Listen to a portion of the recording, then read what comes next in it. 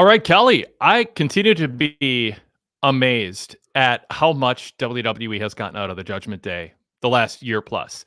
And I continue to care about what Judgment Day is doing. It's sort of recency bias. It's the last thing that happened on Raw, so I'm starting with that. A number of other things happened. We'll get into. But I mean, Judgment Day, Rhea Ripley, the tie-in with Jey Uso, ending with a promoting an angle to promote his IC title match with Braun Breaker next week. And Finn Balor stepping up and seeming to be a leader. And I find the Judgment Day more than sufficiently annoying to kind of, find myself rooting against. And obviously Rhea Ripley is Rhea Ripley at this point. So, which is, a big star.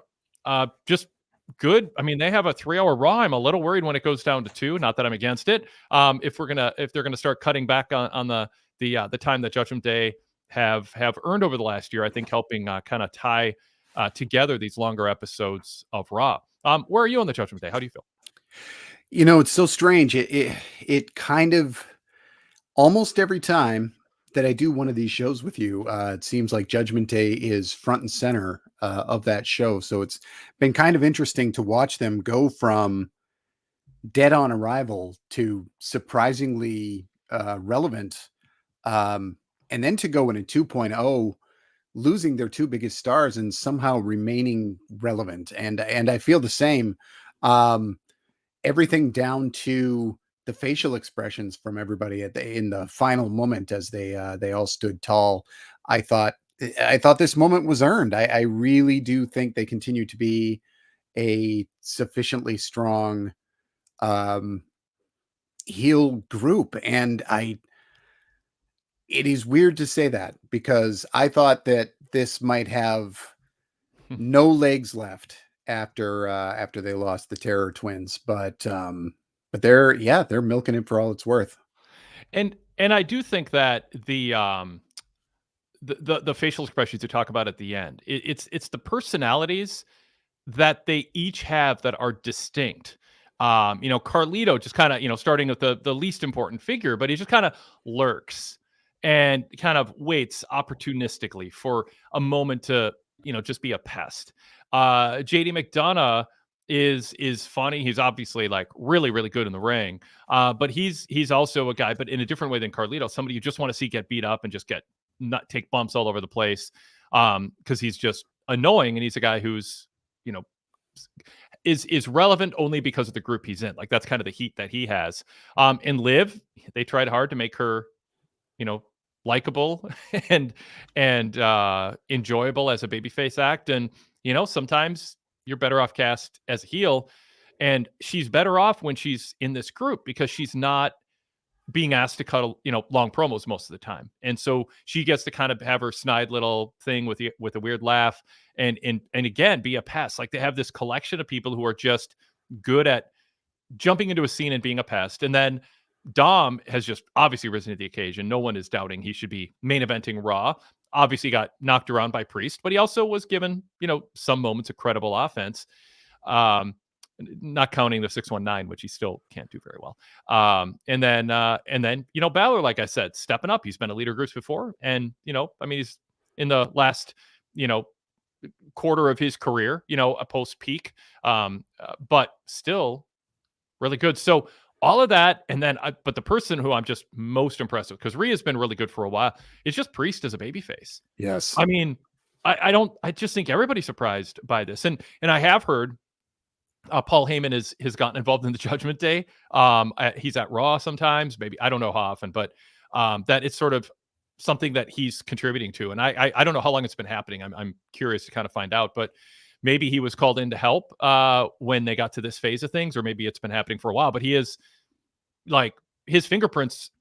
If you look hard, I'm told, are on some of the stuff that they're doing. If you realize how important he was to what was going on with, I want to say, what's his group? I have Succession in my head.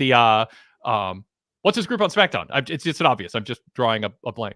His group. The Bloodline. The Bloodline, yes, the Bloodline. Oh, okay. You were not helping with your last look at my description of the word. I was like, surely he's not forgetting the Bloodline. And that was my problem. Is I was so embarrassed that I was, and that just froze my brain even more. I had Succession in my head because the music with Roman, and I'm like, I know we compare it to that. Okay. So with that embarrassing moment aside, if you look at the fingerprints on the bloodline, and what Heyman does there, like there's a lot of that, of course, with a completely different cast, which is what makes it really fun. And so, Priest, getting back to him, just is like this sort of alpha babyface leader. He shows just enough vulnerability that it's not just like he's just plowing through everybody, and he's outnumbered. So yeah, I mean, it's fun seeing this, and like I said, when Raw's 2 hours, I don't know what gets cut or who gets cut, but in a sense, it might be good because I mean, 3 hours is too long, and if the Judgment Day leaving us wanting more, then that's good. And what a revelation it's been to see Priest become an even bigger star by losing the championship. Yeah, I Um, know. It seemed like that was gonna be the end of him as a top star, and instead, it's like this new beginning. yeah, and I'm sure they didn't know exactly what they had then, and they said, "Okay, cool. We got a championship run out of him," and we probably all thought that might be the only one, but now I can see this being the beginning of a run for him. So, and he's effortlessly cool. There's that. You can't Yes. Yep. always teach cool, Yep. and I don't think he's the kind of person who has to be taught. I think he just walks into a room and kind of owns it. Yeah. Yeah. And it's weird because Todd Martin said years ago, usually people, when they hit a ceiling on the indie scene, that's kind of the ceiling they're gonna hit in WWE. Um, and that felt like it was gonna be true for a while, and in a way, I mean, you could argue it still is, because I don't think Priest is gonna be world champion headlining PLEs. I mean, there's a certain role that he plays really well in today's WWE as part of a faction or a a split off of a faction. And what makes what he's doing work so well is because of what's being asked of him on Raw. That's very different than what gets asked of wrestlers on the indie scene or in NXT, whatever. I mean, just like he is this well-defined character with all these people running around him. And because has been the adult in the room, that's actually, I think, helped him rise to the occasion because he is so effective at looking at all these just whatever. I mean, he probably has his own. You can imagine in his head what he thinks about the people that he has surrounded himself with, because WWE took us on this journey of him kind of running out of patience for them and having to, herd the cat, so to speak, manage all his cohorts and just be exasperated by them. And that actually has played into his strengths and made his strengths more useful and relevant than they had ever been prior in his career. Yeah, I saw enough of him in Ring of Honor during the very brief time where I was actually watching weekly, which was, gosh, 7, 8 years ago now, to see why somebody would want to scout him. But I thought there was a hard cap on him as well. So as Punishment Martinez, which is Yep. the most indie name that ever indie named. It just felt that way. Then they brought him to NXT and did the heel thing for a minute, and then they made him the cool guy who hangs out with women in hot tubs. And I thought, this actually has more legs than everything else he's been doing. This might actually be closer to the version of him that I want. And now he's somewhere between there, surely, not hanging out with the girls in the hot tubs anymore, but still coming off as the guy who could, if he had time for such shenanigans. So Yeah. yeah, he's a great part of the show. He's definitely not going to be one of the ones who suffers when we go to 2 hours, I don't think. Was there anything about what they did in the main event tonight with Priest and Dom and then the brawl afterwards that you didn't like? And what did you like about it? What I liked about it is probably keeping this Judgment Day needs to stand tall a few times to maintain some credibility, to maintain something. Obviously, Dom couldn't beat Priest here. I guess you could do a screw job. You can always do a screw job, Yeah, Io but I Sky beat thought, Bianca Belair, so I mean, yeah, it's good that they make you think. I mean, it was a roll up, but still, sure. yeah, they could have done Um, that. yeah, I think they had their cake and ate it too with Priest winning and then the heel standing tall. So I liked that that's what they did. It was weird when Jey Uso came out and we didn't see whatever he was seeing in the ring. He just stood there Hmm. and looked at the ring and waited for Braun Breaker to hit his cue. It's a little weird. Um, Almost to the point where I thought, gosh, did a fan rush the ring? I know. Um, yeah, when And we had it that in the earlier lingers match oddly, with yeah, we had that earlier with Braun and Strowman too, where it was like, whoa, is that supposed to happen? They wanted to play that up. right, and maybe that's why they don't show us every minute of it because they're like, well, we want to do this bit, but we don't want to encourage fans to be in that position I know. where they are the dart that gets thrown at Bronson Reed, so or at Braun Strowman. So yes, I liked, assuming that Braun did not hit his mark, then that is the only thing I did not like about this final bit. But Yeah. bringing them into it and adding a little sizzle for that match next week, I thought was just fine. Yeah. And I mean, obviously the heels outnumbering the baby faces is, standard practice for getting heel heat. And Priest and Dom, WWE can get away with making that the main event of Raw. And, nobody's thinking, oh, that shouldn't, that's not main event worthy. And so anyway, let's pause. Let's introduce ourselves. We've got a lot more to talk about on this show. Gunther and Sammy hype, the Jay and Braun Breaker hype, the angle with Braun Strowman and Bronson Reed. I got all the bronze out correctly. I'm proud of myself more than the bloodline thing. And then also CM Punk with a promo early, and Joe Tessitore with a really good week 3. And I want to get your thoughts on his announcing and absent spiritants and building on strengths. I'm officially kind of excited about him being the voice of Raw right now. And I wasn't going to give him a pass if I thought he was. Well, anyway, we'll get into that. This is the Wade Keller Pro Wrestling Post Show for Monday, September 16th, 2024. I am Wade Keller, host of the show, the editor, publisher, and founder of the Pro Wrestling Torch weekly newsletter and the website PWTorch.com. Hope you're checking that out every day. We got breaking news, ratings reports, flashbacks from 5, 10, 20, sometimes 30 years ago. My 30 years ago Raw report put up earlier today. Kind of fun to check out. That was pulled right from the paper copy newsletter, pre-internet, of course. And also live coverage of Raw, Dynamite, SmackDown, NXT, of course. But I do the Raw, Dynamite, SmackDown reports. Kelly in the rotation, which we'll get to in a moment, on the NXT reports. And Darren Lilly doing the Impact reports, pay-per-view and PLE coverage, editorials, special features. Great stuff every day. We work hard on the site. Hope you check it out. And then also I host podcasts, obviously, the post shows here after Raw, Dynamite, and SmackDown, and the weekly flagship tomorrow, I believe. Zach Hadorn is going to be co-hosting with me on the flagship. I think it's been a while since he has been with me on the flagship. I'm checking my schedule. It looks like that is the plan. So if you have questions, by the way, broad questions or specific questions or whatever on any topic in pro wrestling for us to answer in the mailbag section of the flagship, drop us an email, wadekellerpodcast at gmail.com. Wadekellerpodcast at gmail.com. If you are interested in suggesting a topic, or like I said, asking a question, or just ranting and wanting us to respond to it.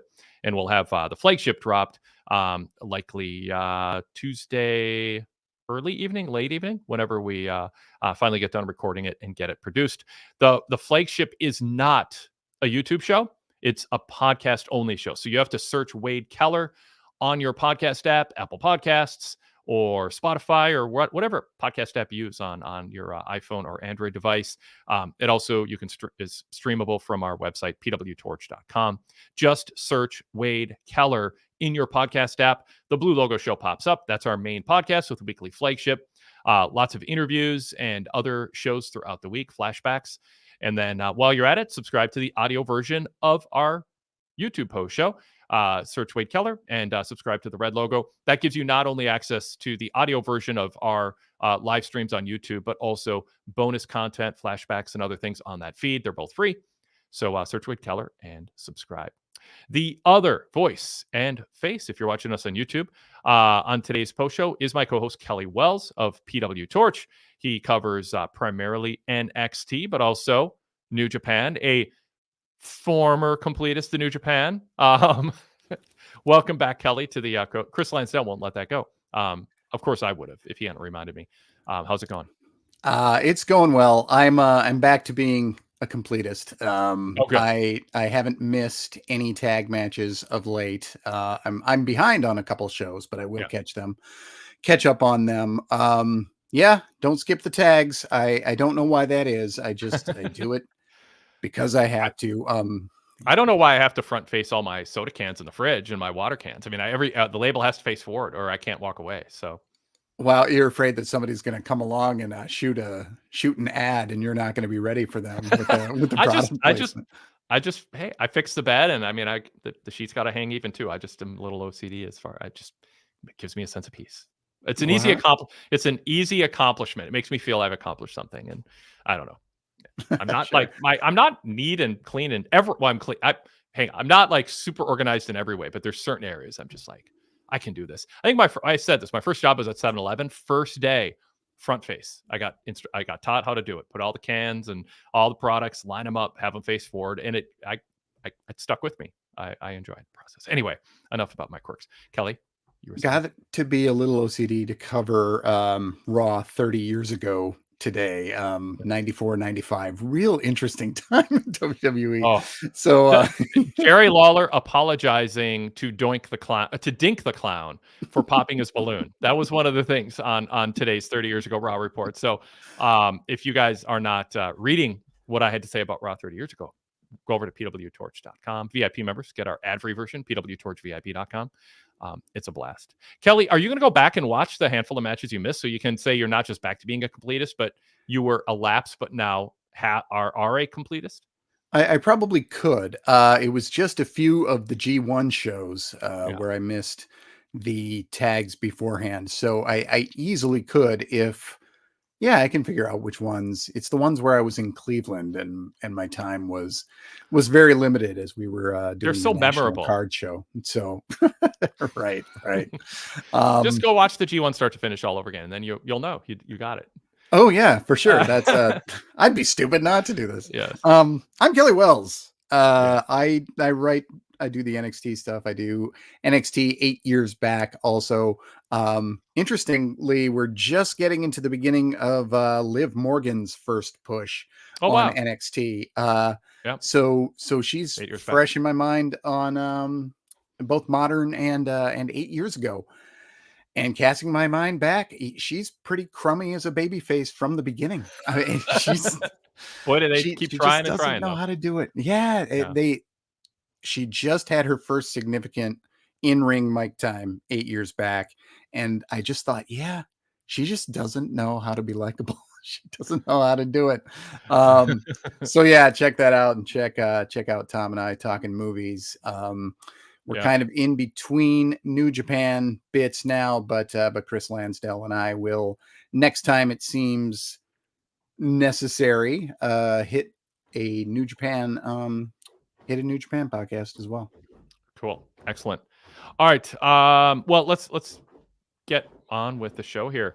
The email address I mentioned earlier, if you want to contribute to the show that way, is wadekellerpodcast@gmail.com. wadekellerpodcast@gmail.com. We welcome video callers who are VIP members or Patreon supporters. You'll find the exclusive link to be a video caller in my Raw report, PWTorchVIP.com, or on our Patreon page. So check that out. If you aren't a VIP member, we encourage you to go VIP. You can subscribe by going to pwtorch.com/govip, pwtorch.com/govip.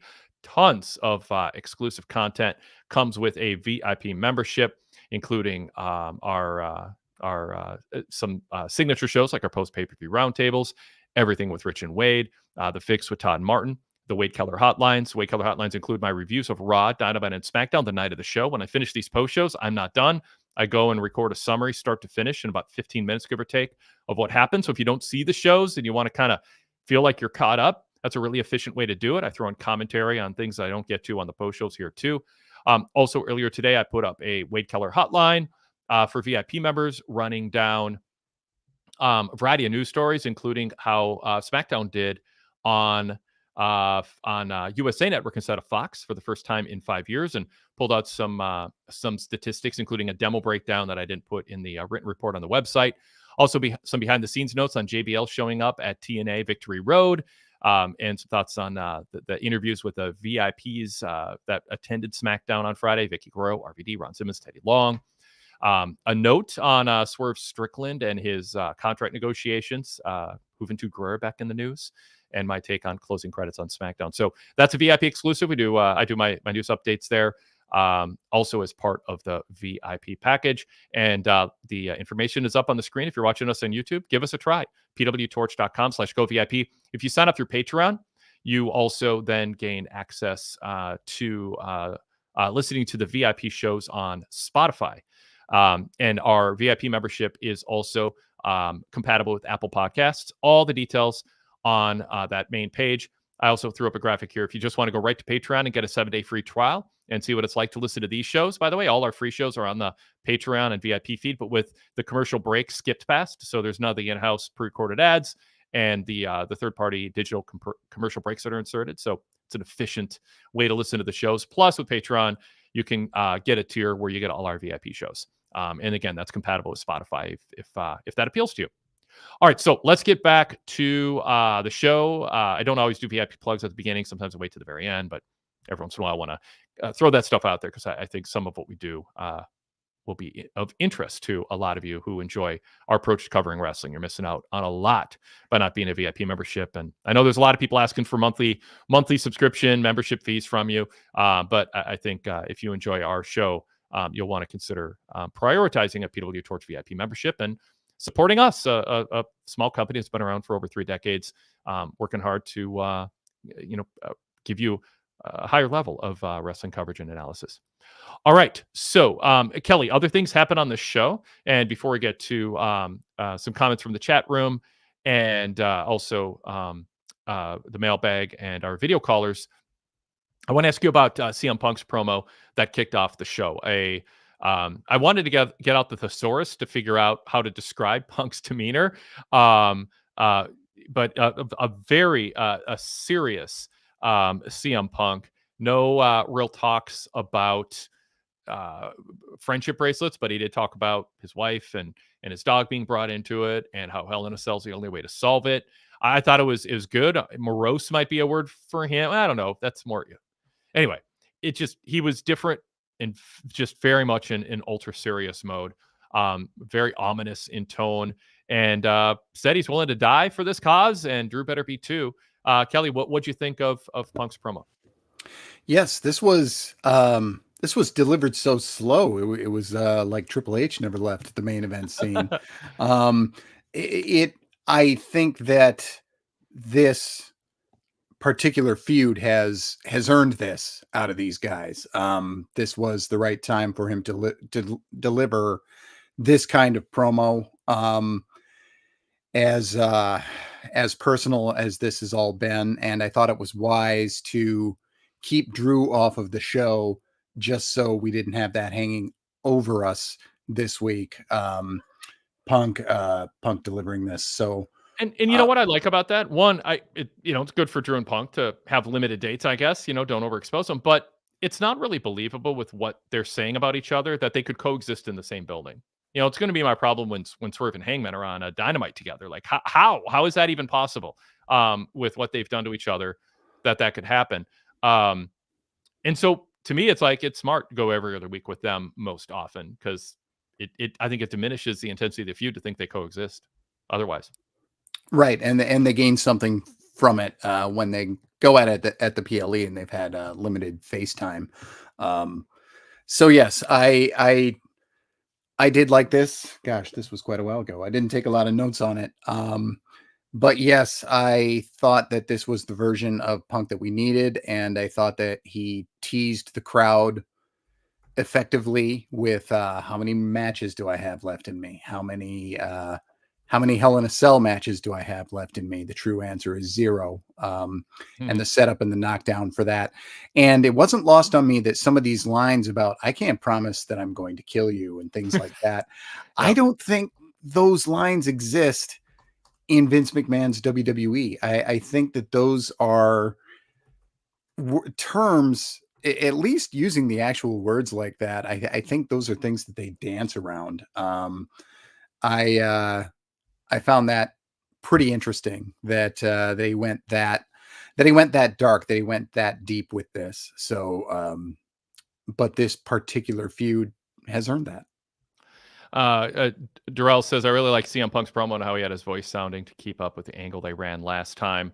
I enjoyed this from River Westwood, who says, I think Punk straight up left his car door open. That bothered me. Oh, me too. Oh man. It's like I can't walk away without, all the cans facing forward and a cupboard or fridge. You shouldn't walk away from a car leaving the door open. It is. It's not like there's people who can close the door for you, right? But it feels kind of like, I don't know, either not believable or sort of arrogant. Like I'll leave the closing the door to myself. But what I'd say what bothered me most of all is that we're supposed to believe Punk got to the arena right as Raw started, got out of the car and walked to the ring. Like I'd rather have that be early. I know they're going for the effect of the whole thing, being uninterrupted, but I don't know. Yeah. Well, so go. What do you think? You can still do because I was thinking in my head, well, they wanted to do the walk all the way to Gorilla and then through. It's like Hitchcock's Rope. They just want to start and finish the whole scene, no cuts. Yeah. I just told my brother about that shot like 2 really? days ago. Wow. That's amazing that came crazy. up. I love that movie. Yeah, it's a good underrated Hitchcock. But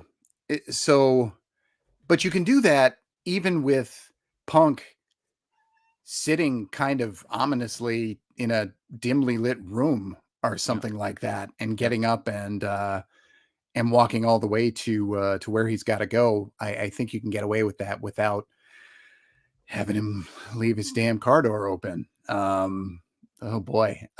Yeah, that was my only real issue with that. And I've always thought since the Attitude Era, when they started showing people arrive fashionably late, 30 minutes left in a show sometimes. And yeah, I mean, Austin was kind of the guy who did what he wanted, so he kind of got away with it. But yeah, that's always bugged me a little bit. Sadler V3 says this was Punk's best promo in a while. Do you agree with that, Kelly? I think so. You mentioned it kind of when you said it was slow. Do you think it dragged, or like because you compared it to a Triple H match? So elaborate or clarify. Just riffing on the pacing, just because that was Triple H's pacing as a heel all the time. This was Punk's pacing today because the situation called for it. I think so. Yeah, not just out there milking the time trying to fill 20 minutes because that's what he's being asked to do, but actually delivering it in the way that he's meant to. Yeah, I think that there has been an interesting. His promos have been odd because he's acknowledged that he's there for the money. He's acknowledged that he's kind of a company man in a way, and kind of hurt his credibility with a lot of fans who kind of bought the authenticity gimmick, and the outsider gimmick, which always was a gimmick, I think, but a lot of people lost him there. So I think some of his early return promos, people thought, wow, this is CM Punk just stumping for the company. Very odd. It's like in AW, I dubbed him Happy Punk. Yeah. He didn't have angst. He wasn't troubled. He just showed up, and it's like, hey, everybody, I want to help this company and work with young guys. And people are like, no, show up and have a chip on your shoulder. That's the I think the Punk that people most relate to, and what made him the star that he has been in his career. I mean, Hell in a Cells are good. Punk and Drew have been good on the mic. Drew, I think Punk prides himself being the GOAT on the mic.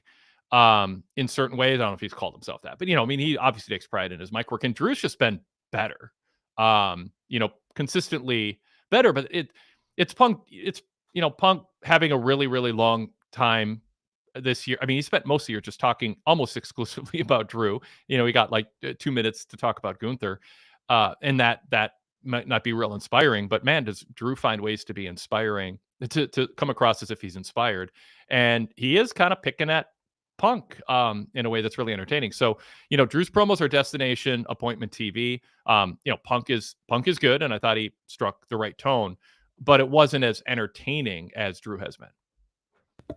That's true. Which is fine, by the way. The goal isn't to entertain, to sell tickets. It's to sell people on a match, not be entertaining. I mean, that's built in, but not, you know what I mean? What I do think that this accomplished, at least for me, is that for much of this feud, early on especially, I wondered why Punk was the babyface. And now I know. Now he is. It took a while to get to that because Punk really was kind of a brat throughout this thing, costing just an overreaction, way too big a response to the things that Drew had done. And now I feel like he's got reason, and as such, he's gotten serious. So I think this sold me on which side of the aisle these guys really are on, because at times it's been a little bit murky for me. I just thought I'm going to cheer Drew, not only because I like him more, but because he seems like the good guy right now. One thing I like that Punk included is, people say, how many matches do I have left? And he says a lot. Whether that's true or not, when you start talking about, sort of the thing about a president who says, I'm not running for a second term, all of a sudden you lose a lot of your power, because people aren't preparing for another, 4+ years of you being in power, and you can lose a lot of leverage. Punk, if he wants fans to get behind him, you kind of want, if you're him, you want people to think, hey, I took a long time off, which means I got more gas in the tank than other people my age. And obviously he has to overcome the injury prone aspect. He's got neck muscles he's never had before, Kelly, right now. There's a difference in how he looks, which, may or may not help him avoid injury. I just don't know that, but he's lifting more weights. He's taking more protein, whatever. I mean, he doesn't look like somebody who's fading out, and he wants people to know he's not. And I think that's important for his character, to let fans know. It's like when you get behind a team, but it's a bunch of free agents on 1-year deals. It's like, okay, I'm into what you do this year, but it's the old, like, going way, but the Houston Rockets, when it was like Barkley and Olajuwon, and who was a third? A Pippen. And it's like, well, this is fun, but it doesn't feel like a team that got built from the ground up, or what the Brooklyn Nets tried to do with when they, like, the new owner came in and just paid for big names. It's like, that's less fun than watching a team like the Timberwolves, struggle, and we speak from experience, struggle for a long time, build a team, supplement with some free agents, trade away equity in players and draft picks to bring somebody big in who fits in, even when the national media doesn't get it and insists it won't work. And we're like, it might. You don't know Cat like we do. Well, anyway, now I'm getting in the weeds. Yeah, they've been struggling since before Jerry Lawler was apologizing to Dink the Clown. Totally. Yes. It's crazy how far back it goes. So I think for Punk, to wind myself back from that analogy that got out of control, is I think he wants to let people know, don't worry, I'm not near retirement. I'm not a part-time guy who's looking to, whatever. I got years left. And like when he said before Drew attacked him again, I want to face Gunther. I want a world title run. So I think that's important for his character, so fans don't see him as a guy who just came back to earn a little money and, kind of coast through a few dream matches. Yeah, this it's interesting keeping him in this feud for so long. I almost don't know what more to say about it, just because this is the story that he's been involved with for so long. Yes. And earlier in the chat, somebody said we need to have some color in this match. And I almost highlighted that. I'm not somebody who needs blood in wrestling. That's not what brings me to the table. But if you're going to have blood in exactly one match in WWE all year long, this is the one. So not counting Cody on Friday's SmackDown against Solo in the cage. That's right. But if it were to just be one match. Yes. Yeah, if you were only going to do one, that would be the one. But considering that they did it there, I would say there's a pretty heavy possibility that they'd be willing to do that. Linda Butler says, I'm fascinated to compare and contrast the Drew Punk Hell in a Cell with the Swerve Hangman Cage match, with them both being the top grudge feuds in their respective companies, the level of violence, etc.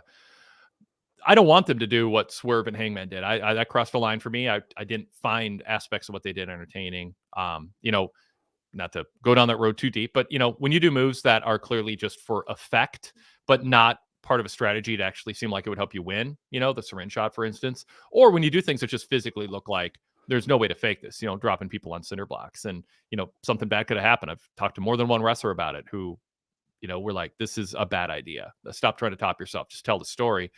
Other aspects of the match were great. I mean, no question about it, but it got into a zone where I was like, it's too much, and they're trying too hard. And of course, it got primed with the Moxley Danielson suffocation. But that said, the pro AEW people and even some pro WWE people, I'm sure, were kind of mocking the Punk Drew feud because it was about a friendship bracelet. WWE's top feud, friendship bracelet, not burning a house down, not home invasion, a friendship bracelet. So, you said mean things about my dog. I mean, sorry, it is a contrast that I think Punk's promo tonight might have been intended to be an answer to. So I'm curious on that level. What did they do because they're cognizant of it, they're online. What do they do to combat the bar that was set, as Linda says, with Hangman and Swerve? And can they tell a story of violence that doesn't feel like it's some, barely PG version of what the promos and angles have built this up to be? Kelly, what do you expect, and what do you like in a blow-off cage / Hell in a Cell type match? We've seen WWE respond to this in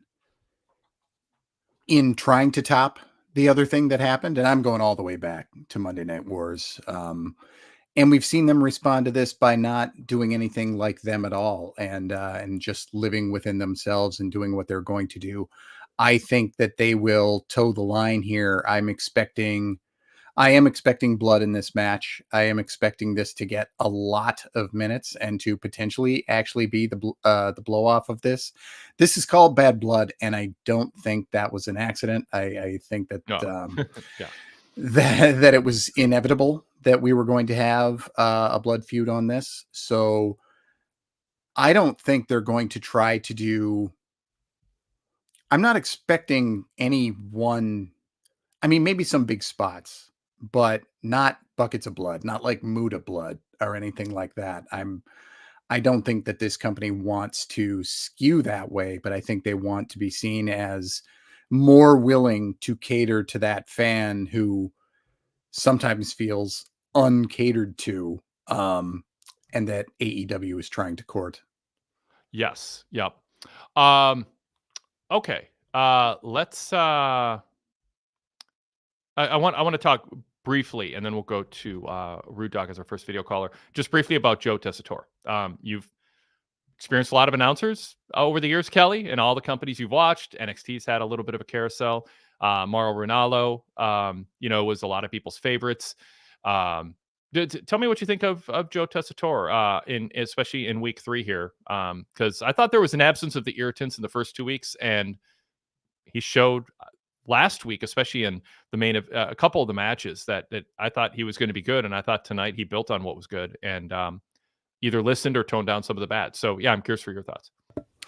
I think this week more than any other, he came off as he really knew the product, really knew the history of the product, was calling moves correctly. This sounds like a really low bar, but they brought in so many guys who couldn't do this over the years. So yeah, I thought that this was his best outing so far. We had both extremes in the chat since we started the show. One guy saying he thought it felt inauthentic because he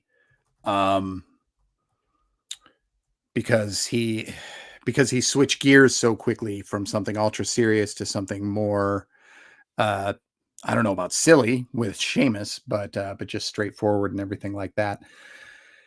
But wrestling shows being wrestling shows, you do have to do some of that, and you can combat some of that with the writing and the pacing and what scene you're going to from what, and well placed, strategically placed ads and things like that. But you're asking Tessitore to really do a lot there, to do a lot of the heavy lifting to get from one segment to the next. I think 3 weeks in, this is probably about as much as I'd expect of somebody who's just been thrown in there and is relatively unknown to us. I'm fairly hopeful. I think that they can run with this. I don't think that this is going to be a 1 or 2 months and done kind of thing. I think he might be around for a while. Yeah, yeah. I thought it was a good showing from him tonight. He was reading from notes a little bit less than usual. I think that's more WWE just putting him in a bad position to have to remember a lot of detailed stuff that it's not going to look good that he's needing notes, and they should cover for that. Cover for him. It's not like anything I'm too hard on him about. It's better to read from notes and get it right than I guess, right? Then then get it wrong, but have it memorized and get it wrong. So that's a little thing, but I mean, his inflections are there. I mean, there's times where it seems like Michael Cole is overselling some moves. I thought maybe Tessitore oversold a little bit the Io Sky Belair match, which was really good, but you want to save level 10 announcing in terms of how great a match is for something more than a 12-minute TV match with with a commercial break in the middle that was announced on the show. It's like, where do you go after that? I guess that'd be my only critique. But the thing is Michael Cole does really good work these days, and he also, I would say, if he has one thing that I think he's that's a little irritating, I guess, or it feels a little off tone wise, is just overselling some things that happen. But otherwise, I thought Tessitore, his instincts were really good tonight. His inflection was really good. He didn't have any of the real affected speaking where he was trying to be kind of like almost like in search of a gimmick for the way that I'm going to talk to you and announce. He was just more human, more a regular guy. So I'm buoyed by it. I'm happy about this. I want a really good Raw announcer, and I think they have a winner when it comes to him right now, Kelly. So good, good. Yeah, I think that there are other guys who have been brought in the last 10, 15 years, whatever, who maybe could have benefited by being there under this particular company jurisdiction, That's a good point. and not hamstrung by the things they had to say, and not forced to all sound alike, not forced to go into every commercial break saying, "Can he get back into it? We'll see," and all the things that they have to do. And There, I think they can be themselves a little more, is all. that's the thing. Yeah, there were people in WWE last week who were excited about the good parts of what Tessitore did last week that they could build on. And he does seem like somebody who's willing to take criticism and not think, hey, I came here with a gimmick from the sports world and I'm gonna do my gimmick and you people will just learn to appreciate it and stop being critical of me. Like he does seem like a nice guy who wants to do a good job, even if he brought a little bit of kind of gimmicky announcing with him at the start. Before we go to first video caller, we have a super chat from Jordan Saylor, and I need to thank Jordan for the super chat. Very generous of you. I must be getting old, but gimmick matches with Bronson Reed against Braun Strowman is just silly. Reed superpower is big man jumping on people, and Strowman's big man is a big man ramming people. It's just silly. It's too silly for this old guy. Thank you, Jordan. So super chat will kind of deserves a little bit of instant attention here, Kelly. And I didn't think it was silly. I thought it was good. But I get. I mean, I do get what Jordan is saying. I mean, the part that was silly was the wall at the end, the wall that was prepared with sheetrock just for this angle. AEW did it. I thought AEW's looked a little bit worse. WWE seemed self-conscious because they filmed the upper right corner that clearly showed it wasn't like a wall. It was just set. It was just there. And they like tightened up the shot really quick. I don't think they're supposed to show that corner, but the whole thing looked like it was made just for this spot. And it's not impressive enough to be worth it. And I think there's ways to make it look better. And then they had like someone drop things from above afterwards. So that part was silly, but the other stuff I thought was good. How about you? Yeah, I thought that that, and then the very first spot, perhaps when the ring fell apart, if that ring's not reinforced enough for these two guys at the very beginning of a match, how's it supposed to hold up for the whole match? Those were very gimmicky moments, but I thought that, I don't know, I agreed with whoever said in the chat, this was just kind of a fun two big mid-card dudes beating each other up. And getting a lot of time out of TV. Maybe this is the kind of thing that suffers when they go to 2 hours, but I think that this is succeeding in getting Bronson Reed over. It seems like the reactions to him are stronger. Yeah, I liked this as well. I also knew what this was going to be when these guys were booked against each other. I thought immediately, it's not time. It's too early for this to be blown off. I don't know if this goes PLA, but I think that I think it's too early to blow this off. So yeah, I don't know how old Jordan Saylor is, so I don't know if I'm supposed to be too old to like this segment either. If it was too silly for me, but I've seen a lot of silly in wrestling. Maybe I'm old enough to have seen stuff way sillier than this in wrestling, and that's why I give this a pass. Fair enough. All right. Rivers Westwood said, for me, Bronson Braun was the latter, in reference to someone else in the chat. It was unashamed of what it was and not trying to be anything else, just big guys destroying things. So anyway, let's go to Rude Dog as promised as our first video caller here. Rude Dog, welcome. Good to see you. Got your notes in front of you and an elite t-shirt this week. Looking good. Thanks for joining us. What's on your mind? Kelly, so this was the first Portland show that I have not been to in a while because I used to live there, and so it was kind of weird to see it from across the coast. But I was just definitely working at the Moda Center before. That room that they crashed into does not exist, so I can tell you that much. But I was also surprised by, like, they actually had like posters of Bruno Sammartino and like Blackjack Mulligan versus Dusty Rhodes. I mean, I've never seen that before. I thought that was pretty cool. But anyways, so another thing about Portland is my good friend RJ, who still lives there.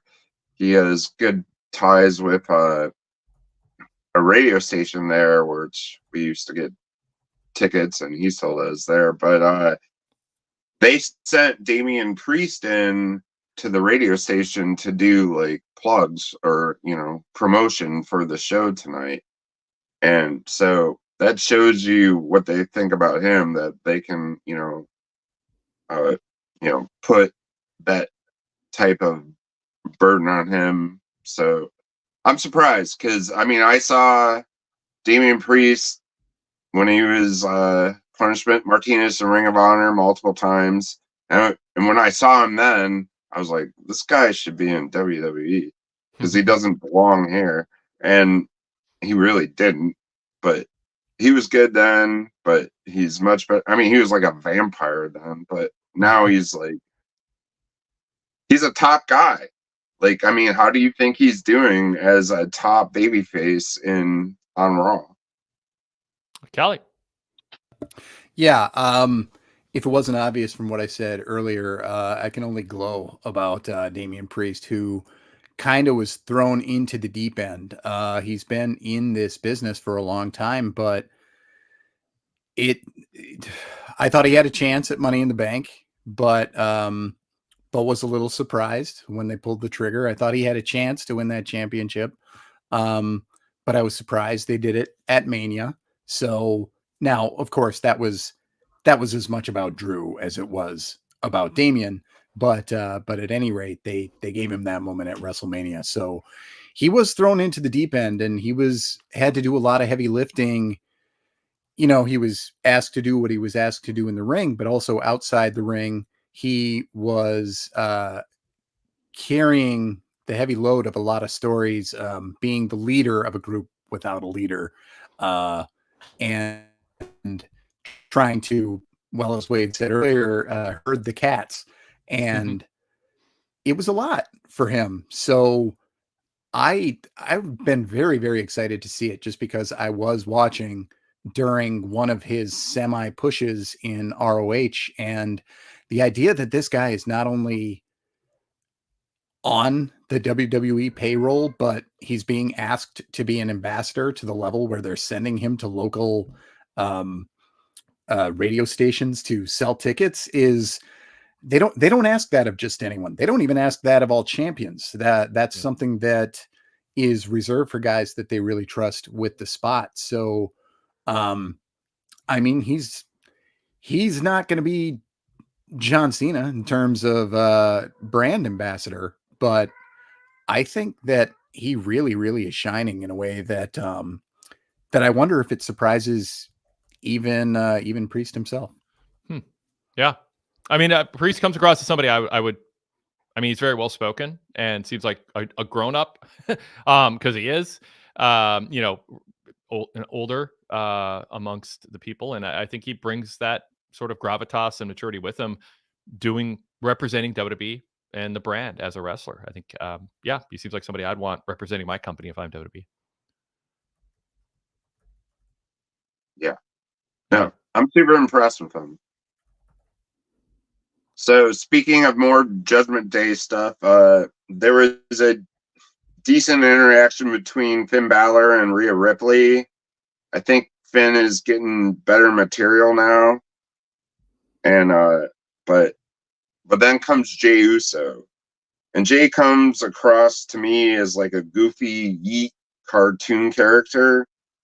At one point, I thought people thought Jey Uso could dethrone Roman Reigns, but that seems so far away from any type of possibility whatsoever. So what do you think Jey Uso status is right now in WWE? I mean, Kelly, I think he's kind of where we would have thought he would be, but on the higher end as a singles wrestler, predating Bloodline, kind of on the higher end of maybe expectations, but lower than the peak expectations for him during the Bloodline. Is that a fair way to put it? I agree on both counts. I was one who thought that he might be the right guy to dethrone Roman. And the only thing and it wasn't the fact that he had been in a tag team for a long time that got in my way. It was, how do you not have the biggest star ever be the guy who takes down Roman just because he had grown to such godlike levels in terms of unbeatability? So that was the only thing that got in my way at the end. When Cody faced him the first time, I was telling everybody, including this podcast, I was saying, oh, it doesn't matter that there are no challengers lined up. Cody's not winning. And I was kind of alone, and the colors didn't agree. And then of course he didn't win. And the second time came around and I said, no, I do think he is winning this time. He's earned his place as part of the Bloodline story. But I'm off the rails. Where were the rails exactly? With the Judgment Day? Yes, we were talking. Sorry, I threw myself. Where were we with the Judgment Day there? Where's Jey Uso going from? Jey Uso. Yeah, got off. Thank you. Yes. I think that Jey is in a tough spot where he's got a chant that people do. I mean, almost everybody. And he's probably very beloved by kids, and he's selling a lot of merch, but it's a little silly for a main event spot, ironically, that being his nickname and all. And how long can he...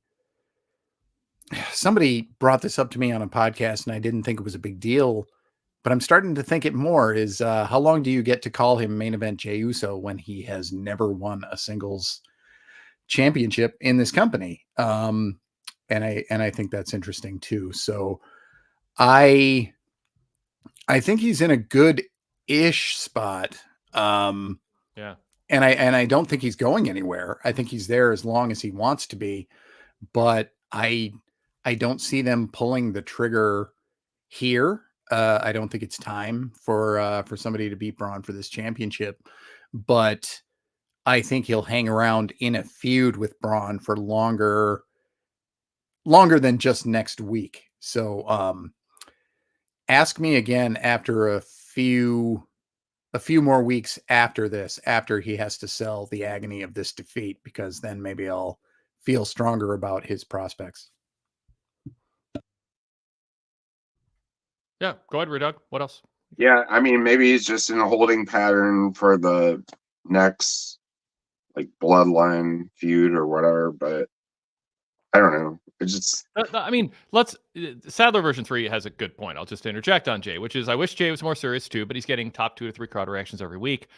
So I guess I can't argue with it. I mean, I don't think Jay is not a failure, even if and I was in that boat thinking maybe there was a more serious top tier singles run he could have.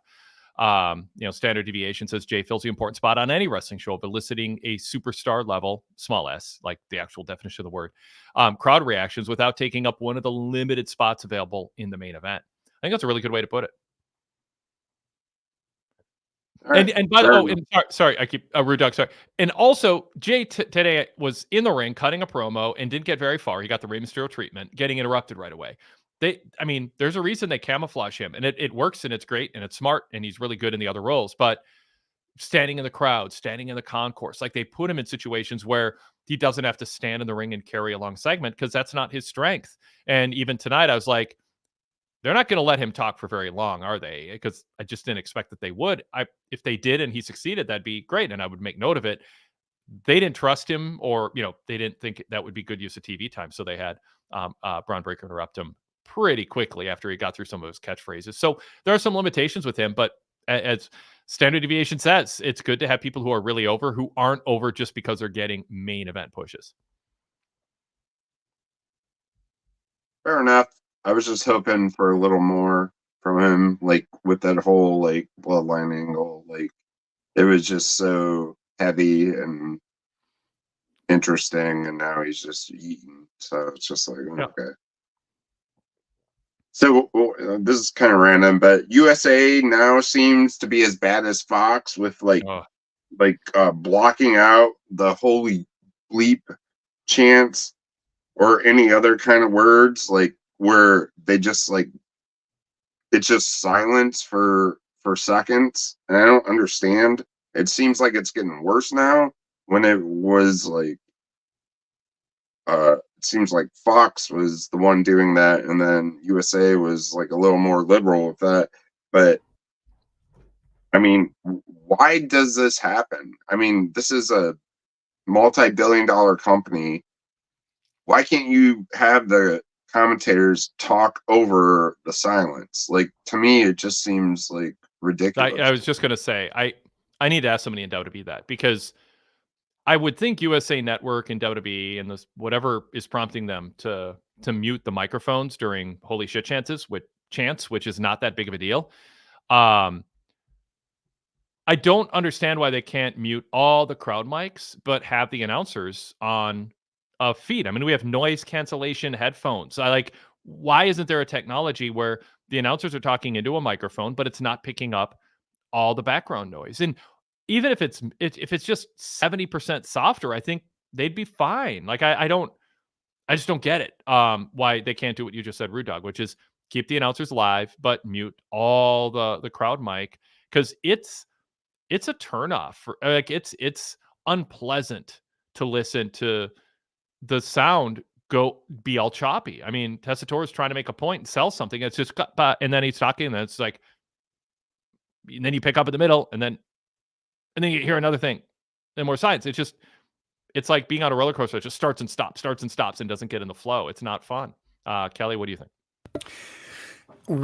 Whenever this happened on USA, it was very sudden. NXT, you'd get the holy shit chant all the time, and 1 week it was muted, and every week since they've been doing that same exact thing. So they've had their reps. They've had plenty of time to figure out if this is what they're going to do to us. Maybe we should respond. I find the whole thing baffling because to me, it's literally amusing that people pretend that they care about that word at all. Like it's just, Yeah. it's the idea of swearing. I've never gotten, because kids don't swear because parents might be listening, and parents don't swear because kids might be listening. Like it's very, very stupid. So I just find that all very infantile, especially since it at one time NXT would end and then it would be Chucky on afterwards, and he'd drop a couple of F-bombs in the first 5 minutes. And I was like, what are we like? Why do we care about the announcers or the crowd having a legitimate reaction to something? And you can't go back and say, I know you've been chanting this for 25 years. We're going to need you to stop. I don't know. I don't know what the answer is. I know a lot about audio. I don't know enough to know that you can isolate that. So if they need to fight with that, then figure out how to fight with it, because it is killing some of literally some of their biggest moments. I agree. All right, Rude Dog, what else for us? Yeah, it just makes no sense to me. It was just like you have the capability to make this better. Like, if you don't want these words or whatever, like, just come on, like work it out. Like, and it doesn't even. I mean, it's one thing if people are saying something so wretched, but that's not so bad, and it's on cable. Like, come on. But Well, we have people in the chat, Standard Deviation, saying it doesn't happen on the international feed, so it must be happening after they send it out. Sadler version 3 said it's thankfully in Canada we don't get the terrible audio muting. It makes the show more enjoyable. I guess only America has to suffer. Yep. All right, so so New Day has been a tired act for a long time. There seemed to be a wrench in the plans with Odyssey Jones being basically kicked out of WWE or placed on the sidelines or whatever.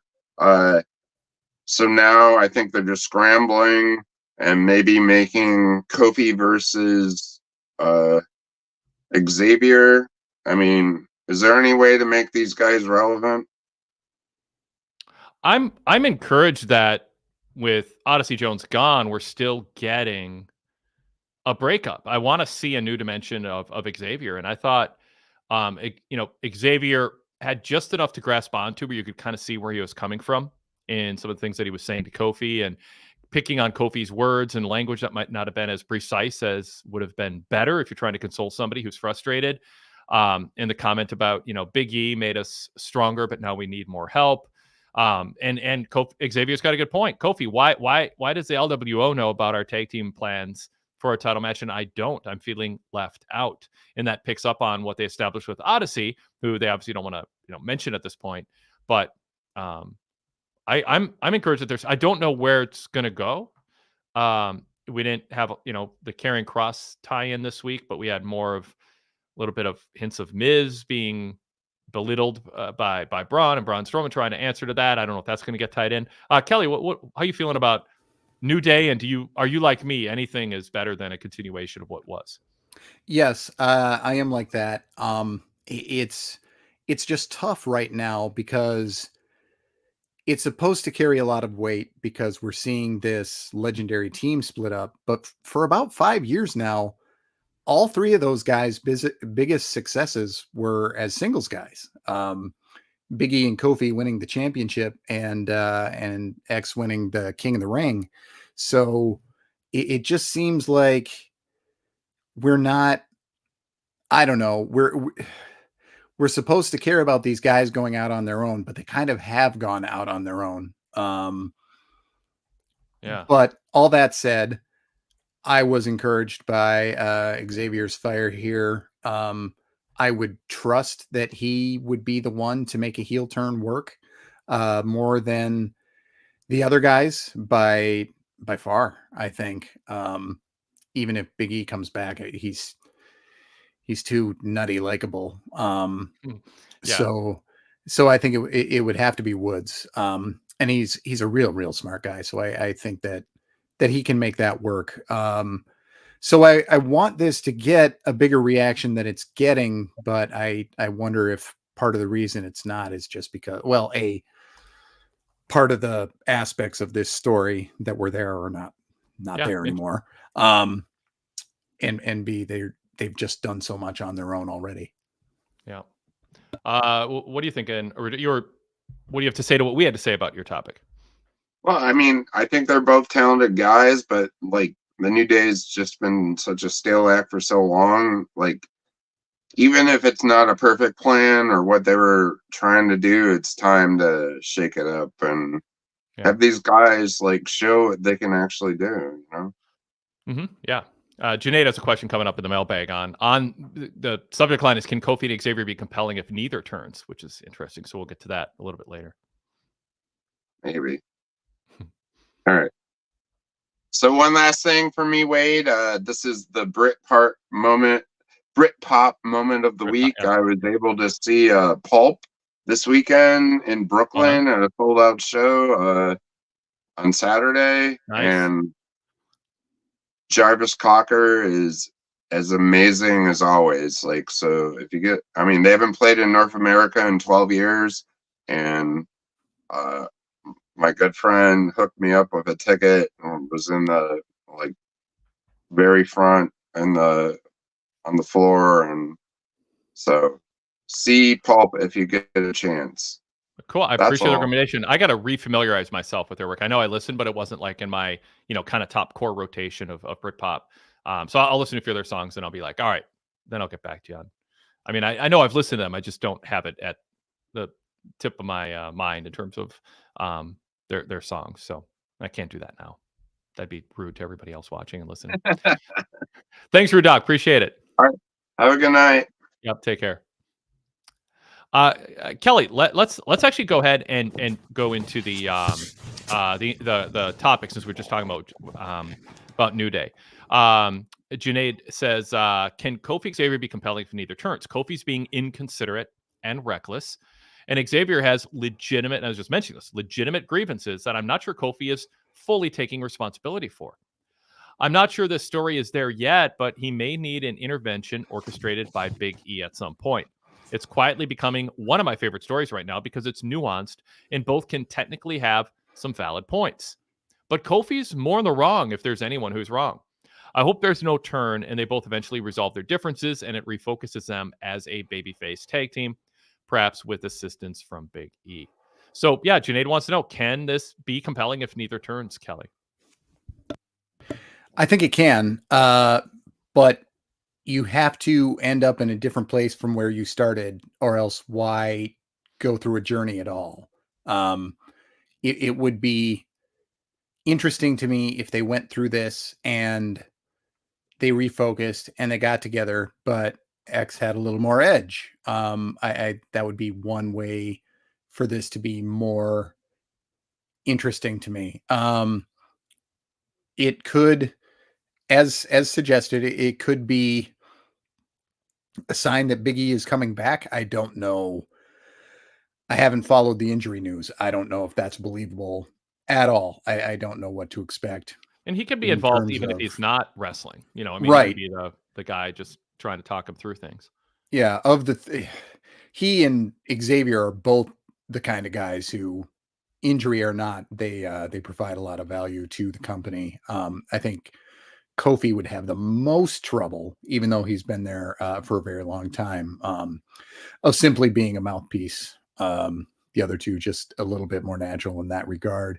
So, yeah, E could be an arbiter here in some way. And that could be just because right now it seems like such a foregone conclusion that a turn is the only way to go here, that the only way to really surprise us would be for there to be no turn.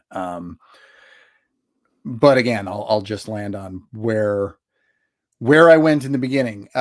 If there's if there's no turn, I still want there to be a new aspect to what they're doing. Yeah.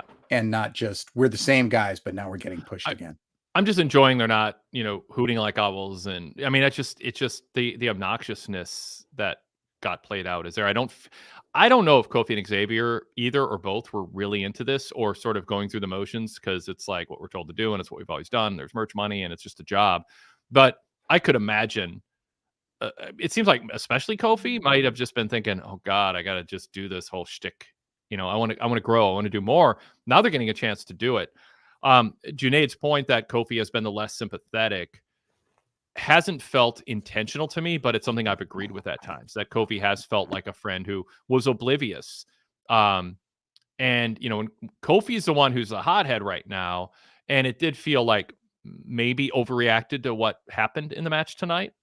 So it came across like he was the hothead who was overreacting, but Kofi was inconsiderate to not say, "Hey, I told the LWO, have our back," and he's not talking to him, hanging out with Odyssey Jones and not telling Xavier. It's just, if you have a group of friends and you're not included in something and you think you ought to be, your feelings are going to be hurt. So yeah, it's an interesting proposition from Junaid. Could they just not have a heel turn? My answer to that is it's pro wrestling, and I think they're going to want to steer us towards, if they break them up and have them wrestle, steer us towards one of them being the heel. I don't know any other reason to do this story if they don't break up and wrestle in some form or fashion. Like, why dedicate this much TV time and not have some eventual payoff to it? Other than Big E going, "Hey, you guys need to get along," and then they go, "Okay, we start getting along," and they hoot again. I mean, what's the point of that? That's a long journey. Yeah, that's why I would need them to end in a different place where they started, and that would be the worst possible ending to this story. Yeah. Yes, I could buy Kofi being the one to actually turn in sort of that Tatanka Luger way, where you feel like you're being steered one way, and the truth is always with the other, and then in retrospect, you should have seen it all along. Yeah. All right, chat, Sadler version 3 in the chat says Kofi is unintentionally being a jerk, like Rey Mysterio when his allies turn on him, LOL. So yeah, I mean, if it's unintentional, it's correctable and you're not a heel, I guess. Standard Deviation says the story could be setting up a rediscovery of the power of positivity. They're both weaker without the mindset that made them legendary. So we'll see. All right, we'll continue with Junaid here.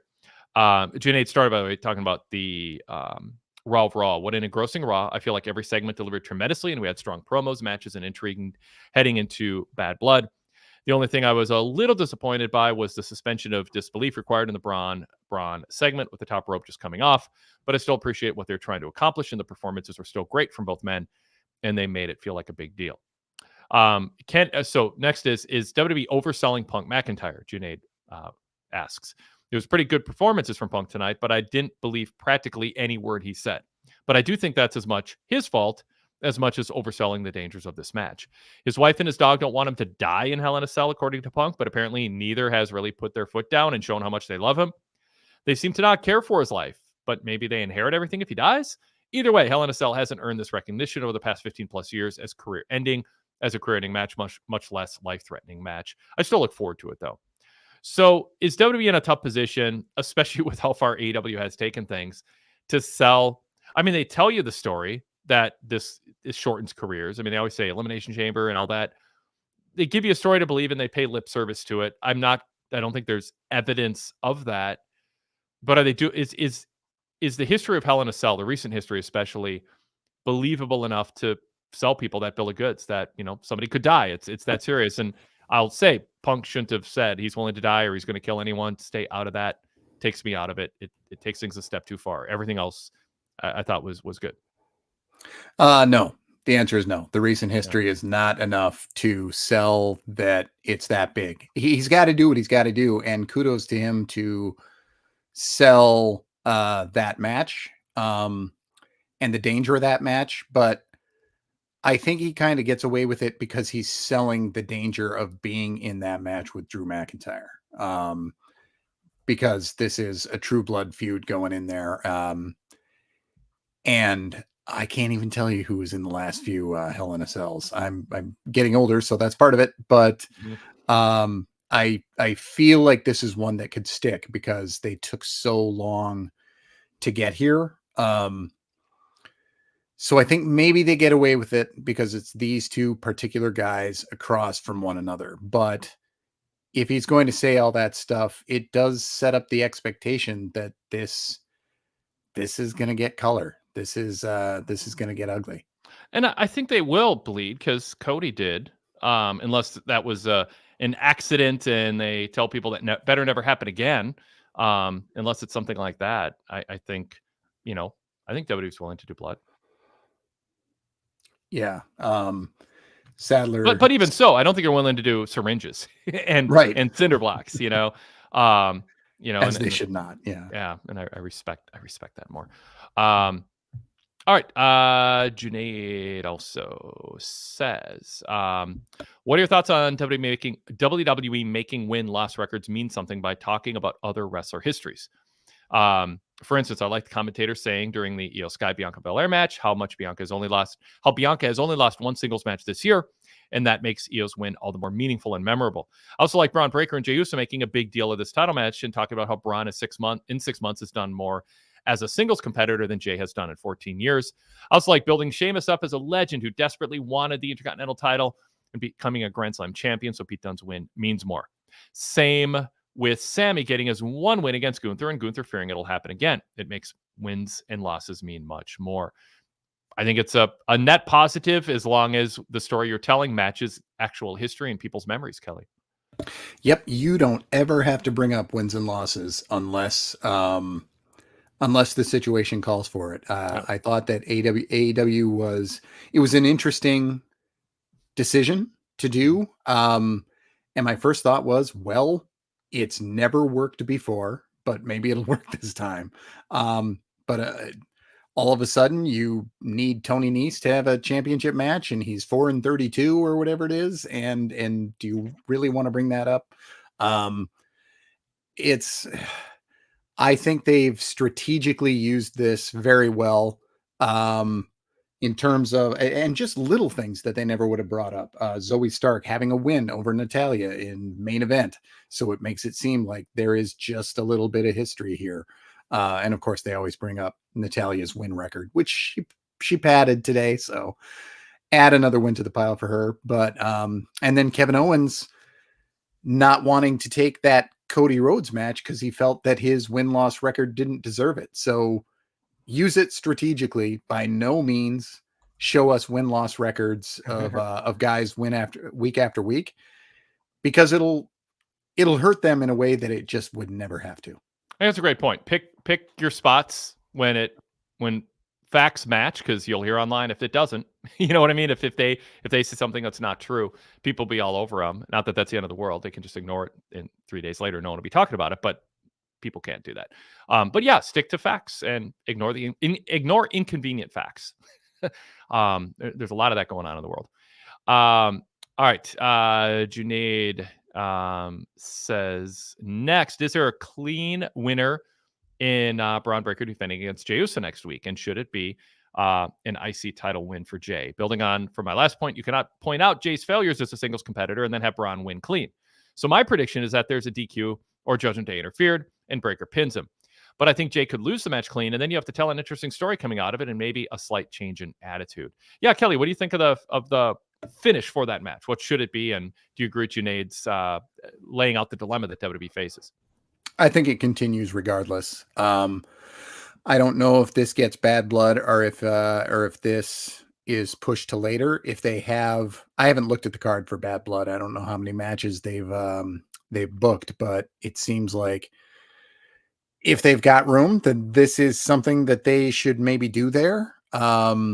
Especially if Braun is as much of a long-term project as he's purported to be. So I think that this continues. Jey might be the guy, but I would be very, very surprised if he won it next week. I think either of his scenarios are believable, whether that be a DQ or Judgment Day. I could even see it being a barricade or table spot where they get the double count out, which is rare, but Yeah. we know that they're willing to do it with two big hosses. Yep. All right. Do Rhea and Damian have to win at Bad Blood after this Judgment Day domination? With Judgment Day domination recently in the past, it usually meant the babyface wins, other than Triple H pinning Booker at WrestleMania 19. I'm glad we never let Hunter forget that. But with Rhea's injury, I'm thinking there is a strong chance that Liv remains and Finn likely wins, also to stack the odds even further against Rhea and Dom. But I hope Rhea and Damian win because I think they need to be the priorities right now. So do Rhea and Damian have to win at Bad Blood after the recent Judgment Day domination? Keep up the great work. Thank you, Junaid. Kelly. I don't know if they have to because they're so good at staying over. I think there's a good chance they will, but I don't know if they have to.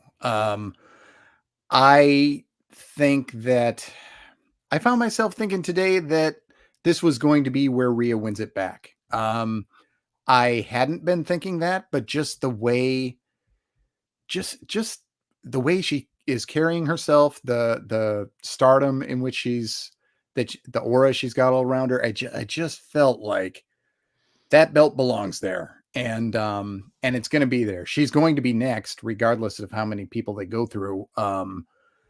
So it might as well be here. I really, really got to thinking that it was going to be here. Priest Finn is more nebulous because if they're going to maintain some level of gravitas with that group, Finn as the non-leader might need a win. It wouldn't be clean. But I don't know if they want to do that with Priest right now, just with how hot they see him. So I don't think they need to, but I think they will. Yeah, and with Priest, like, we can praise him for the work he's doing, but if he loses to Finn Balor, he is at risk of being defined down. Like, people might think it is a little bit of his stature is a little bit of a late Jenga stack of blocks, where if he loses, people go, well, he was world champ and he lost, and I lost to Balor. Balor's not really a top guy anymore. Okay, so Priest is a mid-level guy with a top guy aura, and they might want to protect that. They also might want to build Finn Balor up too and take their chances and not worry about that, because Priest, they might think at this stage, can come back strong personality wise. But there's so many ways to tell a story. It's not just wins and it's not just win and lose. It's Priest dominates and then something happens and that creates an excuse for Priest to lose, but Finn gets bragging points afterwards. And so there's a lot of ways that they can do this. I think we're addressing considerations that they'll legitimately have, and it keeps us from thinking it's very likely that Balor beats Priest clean. I don't think that's particularly likely. I like what Sadler said in the chat here. I think Liv has to win. Rhea would literally have no opponents as champ, and it'd be like Becky's The Man reign, where her run got boring because no serious contenders were on Raw at that point. And that's true. There is a dearth of overly credible heels on this show. I'm not even sure Liv is a credible heel. But I think she's getting away with it. I think the next most credible would be Asuka. You've got that. And after that, Io. So, and I think there's still work to be done with the Pure Fusion Collective, because it still seems like that is an early work in progress if they're behind that at all. And I'm not sure they are, as they have not won at any step of the way with this feud with Natalya, who herself is not winning a lot these days. So I don't know. I guess that's true, but we saw with Rhea that they didn't feel the need to do a ton of title defenses if nobody was ready. You still have ways to use that champion. Rhea and Damian still stay interesting, even with a lack of challengers for Rhea. So I don't know. I think they could get away with it a little bit more than Becky did, but that is quite a salient point. Well, I'm still reeling a little bit from you using your admin host privileges to put a comment up on the screen. No one's ever done that while I've been hosting. I'm like, whoa, look at that. That's magic. Oh, wait, Kelly's got host admin level privileges as the NXT host. It was a really good point. I couldn't let it go by. Normally I'm rushing to find the comment to put it up, and it's like, oh, this is kind of nice. I can take my hands off the wheel, and Kelly's got it. Right. Yes. Yeah. I mean, I get in my reps on NXT, so Totally. so my trigger finger was ready. Are you hosting tomorrow night or going to be on the show? I expect so. I thought there was reason to think I was going to be gone this week, and now I believe there is no reason to think that. So I am expecting to be there tomorrow. Cool. All right, let's. What was I going to do next? I thought I had something besides going to the next email that I was thinking of, but I won't. Oh wait, Sadler had a comment on. Oh, you already read that. Okay, let's go to the email. JB from Detroit. This is purely a matter of opinion, but I simply don't buy Punk saying that he's willing to die to defeat Drew at Bad Blood. I haven't gotten that feeling of deep-seated passion since his return, and at this point, he doesn't strike me as a wrestler who eats, sleeps, and breathes the business. We talked a decent amount of Punk's promo, but is it if your gimmick is based on, eat, sleep, breathe the business when he was on the Indies and ROH and then an ECW guy under Heyman and I mean, in AEW was part of the problem. It was like, oh, Happy Punk, I'm here to put over young guys. I'm in a new chapter. I'll say this. I still think Punk Kelly is trying to find his 2024 voice in this era of WWE. I think he's searching for it. I think we saw tonight him, perhaps bordering on melodrama, but I didn't think he crossed into it, but he was bordering on it. And I get why he's doing it and the nature of the feud. But yeah, how do you feel about that statement that he's still kind of searching for his voice in this 2024 WWE? I think that's definitely true. Although I'm not as worried about as JB is here, because he doesn't come off as a guy who eats, sleeps, and breathes the business, but he does come off as a guy who eats, sleeps, and breathes his family. So that is what this one is about. So he doesn't have to willing to die for a championship. I wouldn't buy.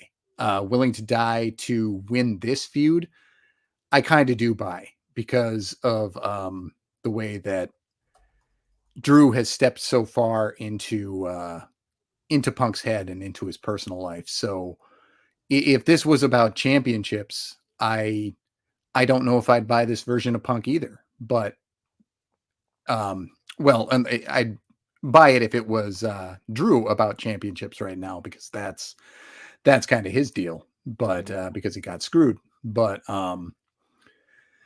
yeah, I think they get away with this because because of the personal issue here.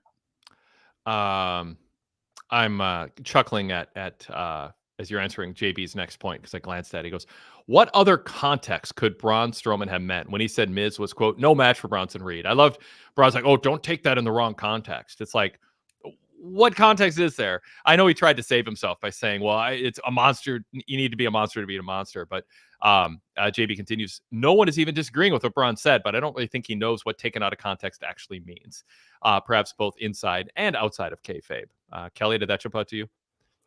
It jumped out to me as a funny line written by somebody who knew how funny it was.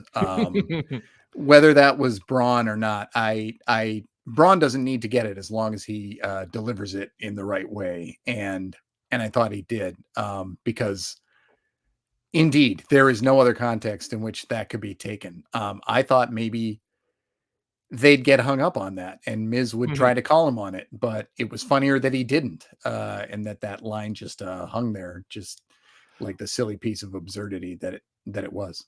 And that what he actually said is, don't take that in any kind of context. You have to take what someone says in a context. Some context. You can't rule out all context. Yeah, that was funny. All right. I rarely skip full segments, but I found myself fast forwarding through anything related to Pure Fusion Collective for the last several weeks. Next, I liked how Finn somewhat explained his involvement with Liv when she was initially courting Dom and membership into the Judgment Day by saying that he was the devil on Dom's shoulders. However, that still doesn't really explain why he would be caught with Liv's room key rather than Dom, unless we're to assume he was supposed to give it to Dom. But why would he need to hold on to it for a week? Regardless, the attempt to tie up loose ends was appreciated. Yeah, I was trying to reconcile that while watching Raw. Like, is that an explanation for some of the things that JB brought up here? To kind of, because I do appreciate if they're trying to tie up loose ends. I mean, it's not required. Pro wrestling fans are not used to that. I think they did that a bit with Gunther tonight, and like the idea that he hasn't always been super tight with Ludwig Kaiser. They had a breakup that just disappeared from the backstory, the narrative, and now they're kind of rehinting at it again. So I don't know. Anything jump out there to you, Kelly, in terms of the Liv Finn Easter eggs almost that were out there that hinted at something else going on? Never so overt that it had to be.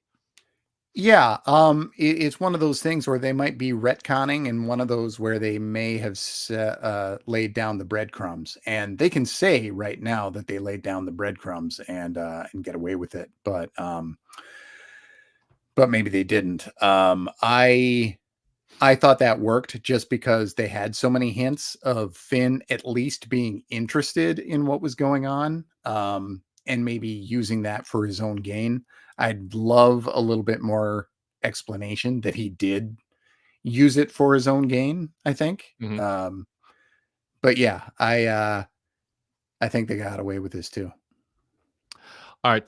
Braun Breaker needs to dump the spray painted badass leather jacket. It looks pretty lame and tacky, like something you'd get custom made at a tourist trap destination.